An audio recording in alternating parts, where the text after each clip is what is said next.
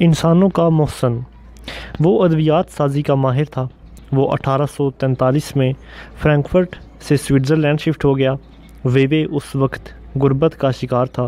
Europe میں اس زمانے میں ایک عجیب و غریب بیماری پھوٹ پڑی۔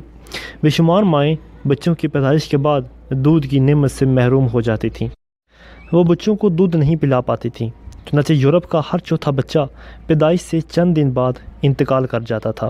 سوئٹزرلینڈ اس وبا کی خوفناک مثال تھا۔ ہنری بچوں کی لاشیں دیکھ کر اداس ہو جاتا تھا۔ اس نے یہ مسئلہ حل کرنے کا فیصلہ کیا۔ وہ لیبارٹری میں بیٹھا اور کام پر جت گیا، یہاں تک کہ اس نے 1866 میں گائے کے دودھ، گندم کے آٹے اور چینی کی مدد سے ایک ایسی خوراک بنا لی جو نوزائیدہ بچے آسانی سے ہضم بھی کر سکتے تھے اور وہ عام بچوں کی نسبت صحت مند بھی ہوتے۔ وہ یہ خوراک کسی بچے پر ٹیسٹ کرنا چاہتا تھا۔ قدرت نے اسے چند دن میں یہ مواقع بھی فراہم کر دیا۔ ہنری کے ہمسائے کا ایک نومولود بچہ ماں کا دودھ ہضم نہیں کر پا رہا تھا۔ بچہ 14 دن سے بلک رہا تھا۔ ماں نے بچہ اٹھایا اور رات کے آخری پہر ہنری کے دروازے پر دستک دے دی۔ ہنری بچے کو اپنی ایجاد کردہ خوراک کھلانے لگا۔ بچے نے پہلی مرتبہ سکھ کا سانس لیا۔ بچہ یہ مایا خوراک کھا کر سو گیا۔ وہ بچہ 3 دن میں مکمل پھر صحت یاب ہو گیا۔ بچے کی ماں واپس آئی، بچے کو پنگھوڑے میں ہنستے کھیلتے دیکھا تو اس کے منہ سے خوشی کے مارے چیخ نکل گئی۔ یہ چیخ آگے چل کر دنیا میں خوراک کی سب سے بڑی کمپنی بن گئی، ایک ایسی کمپنی جس کا کاروبار 150 سال میں 196 ملکوں تک پھیل گیا اور اس نے 86 ملکوں میں 447 فیکٹریاں لگا ڈالیں۔ اس میں 3,30,000 لوگ ملازم ہوئے اور وہ $247 بلین کی مالک بن گئی۔ وہ 8,856 مصنوعات یعنی برانڈز پر کام کرنے والی، اور اس نے پوری دنیا میں خوراک کا کلچر ہی بدل بھی دیا ہے۔ جی ہاں، یہ کمپنی نیسلے کی کمپنی ہے۔ یہ کمپنی ہنری نیسلے نے 1866 میں ویوے میں بنائی تھی۔ کمپنی کی پہلی پروڈکٹ نومولود بچوں کی خوراک تھی۔ یہ خوراک دھڑا دھڑ بکنے لگی۔ ہنری نیسلے ایک خدا ترس اور درویش صفت انسان تھا۔ وہ اندھا دھند کام کرتا رہا۔ نیسلے نے اس دوران کینڈی نیسٹ ملک یعنی گاڑھا یا جمع ہوا دودھ بھی بنانا شروع کر دیا۔ نیسلے 1890 میں انتقال کر گیا، لیکن کمپنی چلتی رہی، لوگ آتے رہے، ادارے کی انان سنبھالتے رہے اور کمپنی قدم با قدم آگے بڑھتی رہی، یہاں تک کہ نیسلے نے 1905 میں کینڈی نیسٹ ملک کی دنیا کی پہلی company Anglo Swiss condensed milk خرید لی۔ یہ کمپنی ایک امریکی سائنسدان جارج پیچ نے سول وار کے دوران بنائی تھی۔ یہ نیسلے کا پہلا جوائنٹ فیچر تھا۔ اس معاہدے نے کمپنی کا سفر تیز کر دیا۔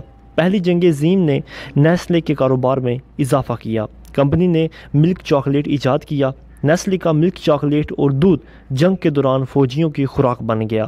جنگ کی وجہ سے خام مال اور مصنوعات کی سپلائی کا مسئلہ پیش آیا تو کمپنی نے دنیا میں پہلی بار خشک دودھ بنانا شروع کر دیا۔ یورپ میں ملازمین کی فوج میں جبری بھرتی شروع ہوئی تو کمپنی نے جنگ سے محفوظ ملکوں ناروے، امریکہ اور آسٹریلیا میں فیکٹریاں لگا لیں۔ غرض وہ جنگ ہر لحاظ سے نیسلے کے لیے سود مند ہی ثابت ہوئی۔ ملک پاؤڈر کا برانڈ مائلو بھی اسی جنگ کی پیداوار تھا۔ جنگ کے بعد دنیا کا کسب بازاری کا شکار ہو گئی۔ دودھ، بچوں کی خوراک اور چاکلیٹ کے کاروبار میں مندہ آ گیا۔ یہ مصیبت نئی امکانات کا پیش خیمہ ثابت ہوئی۔ کمپنی نے اپنا ریسرچ سینٹر بنایا، سائنسدان بھرتی کیے اور سائنسدانوں نے نئی خوراکیں دریافت کرنا شروع کر دیں۔ انسٹنٹ کافی یعنی فوری طور پر تیار ہونے والی کافی نیس کیفے اسی ریسرچ کا نتیجہ تھی۔ نیس کیفے نے پوری دنیا میں کافی کا نیا کلچر بھی متعارف کرا دیا اور کمپنی کو دوبارہ قدموں پر بھی کھڑا کر دیا۔ امریکہ کے ایک سائنسدان جولس میجی نے 1880 میں میجی کے نام سے انسٹنٹ سوپ بنایا تھا۔ نیسلے نے 1947 میں میجی خرید لی اور کمپنی نے 1954 کو سریلیک بھی ایجاد کر لیا۔ یہ لوگ 1962 میں فروزن فوڈ میں بھی آ گئے۔ کمپنی ڈبوں میں بند خوراک کے شعبے میں بھی شفٹ ہو گئی۔ فارماسیوٹیکل کی انڈسٹریاں بھی لگا لیں۔ سکن پروڈکٹس کی سب سے بڑا برانڈ لوریل کے شیئرز بھی خرید لیے۔ فرانس کے منرل واٹر کی دونوں بڑی کمپنیاں بھی لے لیں۔ پالتو جانوروں کی خوراک بھی بنانا شروع کر دی۔ یہ آئس کریم کے شعبے میں بھی آئے۔ آئس کریم کے تمام بڑے برانڈز بھی خرید لیے اور جی آپ پیزے کے کاروبار میں بھی آ گئے ہیں۔ غرض نیسلے کے برانڈز کی کل تعداد 8,856 ہو گئی ہے۔ یہ روزانہ اپنی مصنوعات کے 1 ارب پیکٹ فروخت کرتے ہیں۔ نیسلے 1988 میں پاکستان آیا۔ اس نے 1998 میں پیور لائف کے نام سے پانی کا برانڈ شروع کیا۔ پیور لائف پاکستان سے شروع ہوا تھا، یہ اس وقت 40 ملکوں میں چل رہا ہے، لیکن اس کی بنیاد پاکستان میں پڑی تھی۔ نیسلے کا دنیا کا سب سے بڑا دودھ کا پلانٹ بھی پاکستان میں ہی ہے۔ یہ پلانٹ کبیر والا میں ہے اور یہ پوری دنیا میں پاکستان کی پہچان بھی ہے۔ ویوے میں نیسلے کی 4 اہم دفاتر ہیں۔ کمپنی کا global headquarter, research centre کا ہیڈ کوارٹر، نیسلے سوئٹزرلینڈ کا دفتر اور اس کا ٹریننگ سینٹر بھی ویوے میں ہے۔ مجھے ویوے میں اس کے 3 سینٹرز میں جانے کا اتفاق ہوا۔ میں پہلے دن ان کے ریسرچ سینٹر گیا۔ یہ سینٹر نیسلے ریسرچ سینٹر کہلاتا ہے۔ سینٹر میں 5000 لوگ ریسرچ کرتے ہیں۔ ان میں 250 پی ایچ ڈی ڈاکٹرز ہیں اور یہ لوگ ہر سال ریسرچ پر $2 ارب خرچ کرتے ہیں۔ سینٹر کے ڈائریکٹر نے بتایا، ہم بہتر سے بہتر خوراک تلاش کر رہے ہیں۔ گڈ فوڈ گڈ لائف ہمارا ماٹو ہے۔ ہم اس پر کام کر رہے ہیں۔ ہمارا خیال ہے کہ اچھی خوراک کے بغیر اچھی زندگی ممکن نہیں۔ ڈائریکٹر نے بتایا، ہم blood pressure, sugar cholesterol, Alzheimer's اور پارکنسن کے مریضوں کے لیے خصوصی خوراک تیار کر رہے ہیں۔ ہم جلدی امراض کی شفا کے لیے بھی فوڈز بنا رہے ہیں۔ ہم نے تحقیق کی دنیا کے مختلف خطوں کی ماؤں کے دودھ کی تاثیر مختلف ہوتی ہے اور ہم دودھ کا ایک ایسا کمبینیشن تیار کر رہے ہیں جس میں تمام ماؤں کی تاثیر موجود ہو اور جسے استعمال کر کے بچے زیادہ صحت مند ہوں۔ ڈائریکٹر نے بتایا، بنیاد سے لے کر 2.5 سال تک بچے کے پہلے 1000 دن بہت اہم ہوتے ہیں۔ مائیں اگر اپنے بچے کو صحت مند، لائق اور کامیاب دیکھنا چاہتی ہیں تو انہیں حمل کے پہلے دن سے اچھی خوراک کھانی چاہیے۔ بچے کو بھی 2.5 سال تک اعلیٰ خوراک دینی چاہیے اور خوراک کے یہ 1000 دن بچے کی پوری زندگی کے لیے بہت اہم ہوتے ہیں۔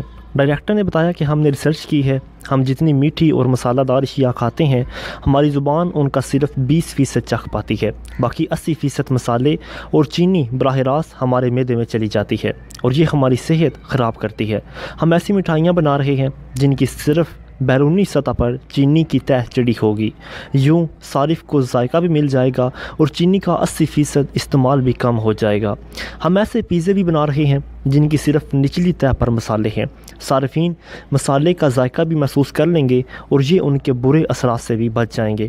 ریسرچ سینٹر کی کارکردگی، صفائی کا معیار اور مشینری حیران کن تھی۔ ان کے پاس پاکستان کی تمام ڈیٹا موجود تھا اور ڈائریکٹر نے بتایا کہ پاکستان کے بچے آیوڈین، وٹامن ڈی اور آئرن کی شدید کمی کا شکار ہیں، پانی بھی گندا ہے اور دودھ بھی کھلا بکتا ہے۔ یہ سارے مسائل پاکستانی نسل کو بیمار بنا رہے ہیں۔ حکومت کو فوری اقدامات کرنا ہوں گے۔ یہ بچوں کو اسکولوں میں دودھ پلائیں۔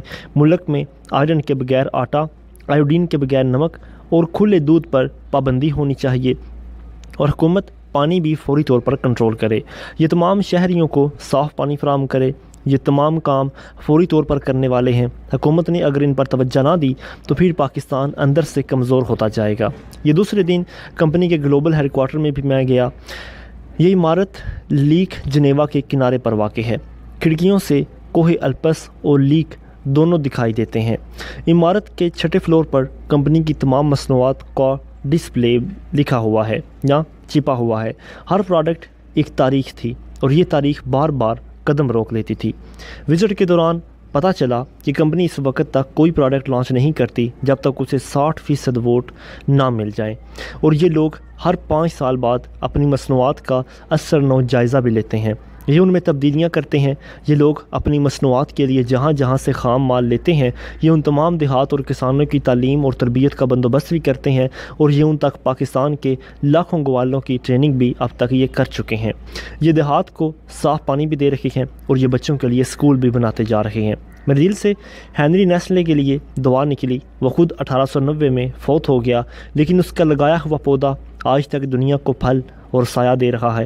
ہنری نیسلے کے خاندان کا کوئی شخص کمپنی میں شامل نہیں، کمپنی صرف نیسلے کا نام کیری کر رہی ہے۔ منافع کا بڑا حصہ کمیونٹی ڈیولپمنٹ اور نئی صحت مند خوراک کی تحقیق پر خرچ ہوتا ہے۔ چنانچہ ہم کہہ سکتے ہیں کہ ہنری نیسلے جیسے لوگ ہوتے ہیں جنہیں انسانوں کا محسن کہا جا سکتا ہے، جنہیں دل سے سلام کرنے کو دل چاہتا ہے۔